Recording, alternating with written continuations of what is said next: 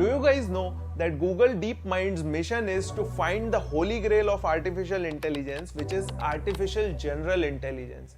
But when did this pursuit start? We will have to peel back the layers and go back to a time when Google DeepMind was just DeepMind.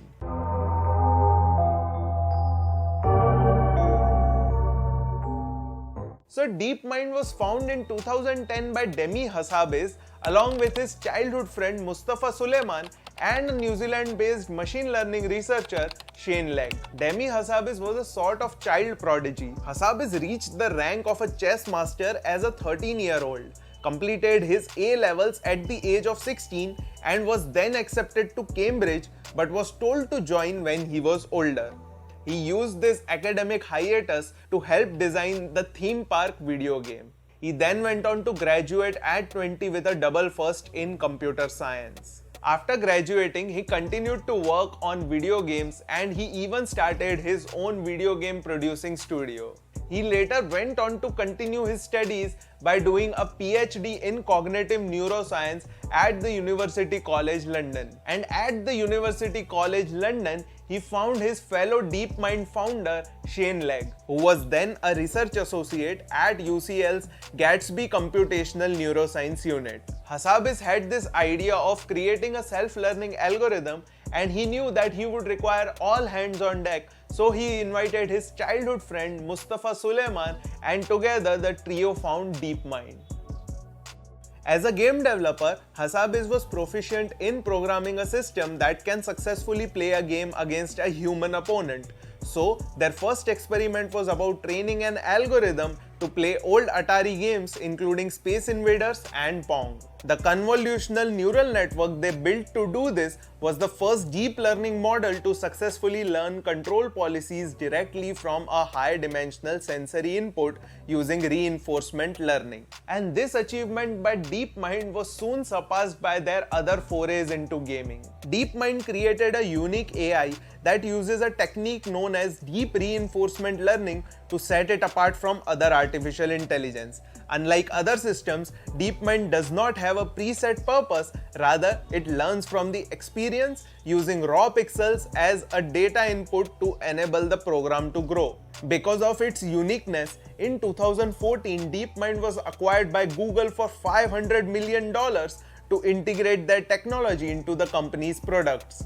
Surprisingly, this was shortly after Facebook was in talks to acquire DeepMind. So after being acquired by Google, DeepMind had a lot of funding and increased staff, and they were ready to take on the next challenge in this gaming industry. So other companies also started replicating what DeepMind did, and they started creating neural networks that can easily master a game. Therefore, DeepMind embarked on a journey that was challenging and by some was considered impossible. One game was always believed to be too complex for a machine to master, a 2500-year-old Chinese board game called Go. This was because in chess there are around 20 possible moves for an average position. In Go, that grows to 200 on a board that has more possible configurations than the number of atoms in this universe.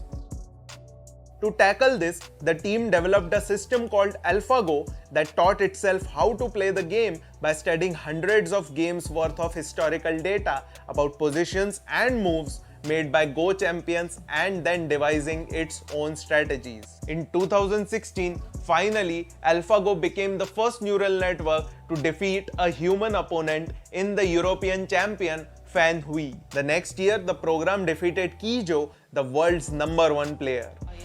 일단 너무 놀랬고요. 사실 뭐 진다고 생각을 안 했는데 이렇게 너무 놀랬고. So after creating all of these successful neural networks, DeepMind shifted its focus from gaming to healthcare. So Demi Hassabis always had this intention of doing something for the greater good of humanity using artificial intelligence. That's why he shifted his focus from gaming to healthcare. Google DeepMind have created a breakthrough in medical sciences using something called predictive healthcare, which can give doctors a 48-hour head start in treating acute kidney injury, AKI, a condition that is associated with over 100,000 people in the UK every year.